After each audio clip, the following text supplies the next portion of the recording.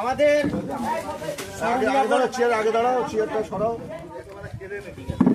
আমাদের স্বরূপনগর বিধানসভা কেন্দ্রের প্রার্থী আমাদের দাদা তারক সাহা আমাদের সামনে হাজির হয়েছেন এবং আমাদের কর্মীরাও এখানে সবাই উপস্থিত আছে। সেই সূত্রে আমাদের কর্মীদের কাছে একান্ত অনুরোধ, সবাই যেন একনিষ্ঠভাবে তাকে আমরা জেতাতে পারি, সেই আশা নিয়ে আমরা এগিয়ে চলবো, এইটুকু আশা রাখি। এবং আমাদের বুথ নাম্বার হচ্ছে 229 নাম্বার।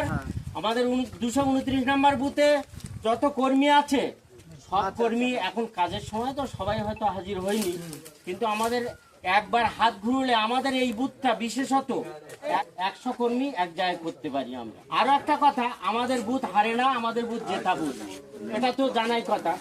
আর এই প্রসঙ্গে আমাদের ক্যান্ডিডেট তারকদাকে কিছু বলার জন্য, 2-4 কথা বলার জন্য আমি অনুরোধ করছি।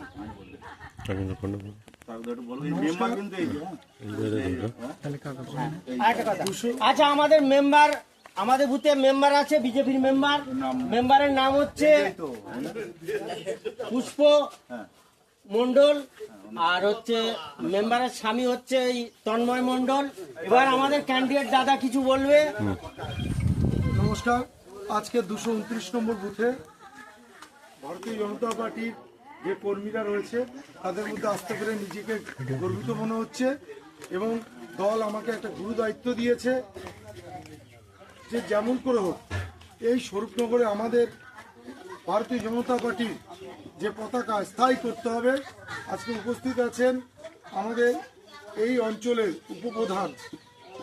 আমরা খুব গর্বিত যে এই সন্ত্রাসের মধ্যে লড়াই করেও যে একজন উপপ্রধান আমরা পেয়েছি।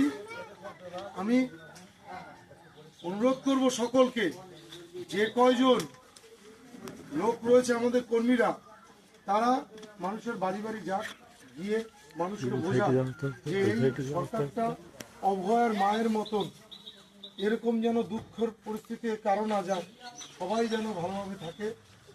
আর সকলকে বলবো এই অবস্থায় যেন নেমে লোকের বাড়ি বাড়ি পৌঁছায়। নমস্কার।